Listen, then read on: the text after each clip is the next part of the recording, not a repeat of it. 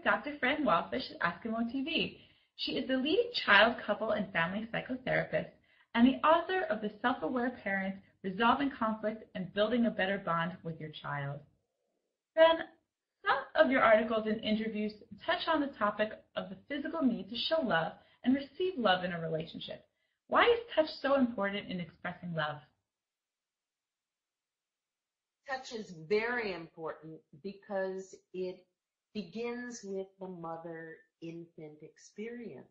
Once upon a time, all of us were infants, and all of us loved to be cradled close, held tight to our mothers, in our mother's skin. It's a very interesting thing. When I was a child, many decades ago, the big problem for parents was feeding, getting their children to eat, because moms were worried their kids wouldn't get enough nutrition and be healthy. Today, the big hidden secret problem is sleep. Parents feel very tired. They're exhausted. Today, in most families, it takes 2 paychecks to make ends meet. Moms are exhausted and they feel guilty that they're not there with their children. So when the babies or toddlers and youngsters cry in the middle of the night, the moms bring them into their beds. Why? Because every child wants skin contact for comfort. And one of the first early main ingredients for independence is learning how to self-soothe. That means how to comfort ourselves without skin contact, but being in our own skin. And so whenever there's stress or strain in life, most people long for regressing back to mom's skin or human contact. And as we get older, we want it from our romantic partners. I guess that's where hugging and cuddling come in, but where does it actually improve or affect your relationship? Well, each person, each individual has their own comfort zone of their body in space and in contact with other people. So some people, and I would be one of them, like to hug close and warm. There are other people who you may notice when you hug them, they're a little stiff or a little distant, and that's because it's too close for comfort, or you went over the line of their comfort boundary zone. So it's very, very individual specific.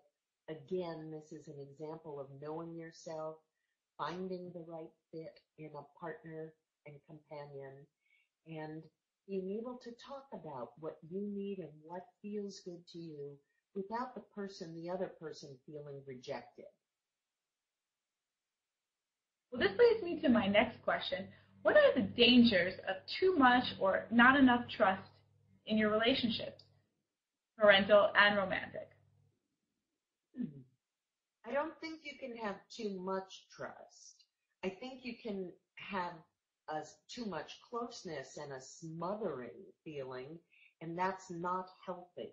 That would be the Jewish mother, my mother. But every healthy relationship has reasonable boundaries. Now, if there's not enough trust established or not enough continuity of trust, then there are cracks in the foundation of the relationship or marriage, and cracks cause later breaks or even a collapse. And so it's really important to not only establish trust, but continue to talk and keep that trust as a solid foundation that's built upon. And how is it built upon? When there's an upset or a hurt between the two partners and they talk about it, repair, And the talking again is the glue that holds them together.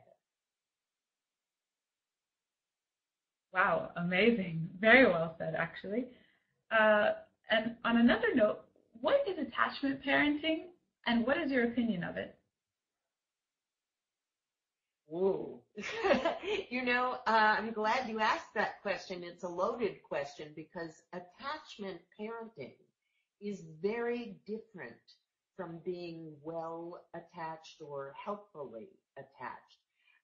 As I understand it, first, I am not an advocate of attachment parenting, but as I understand it, it's staying connected and physically attached to your child at all times.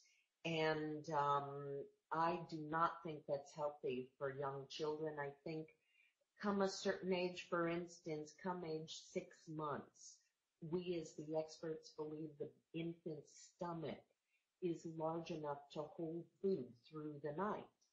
And so I recommend beginning a sleep routine where your child stays in her or his crib throughout the night.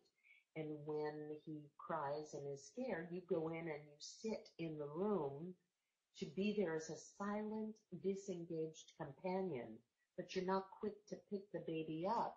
Or what you do is, in a way, cripple the child by making that child dependent on your skin for comfort.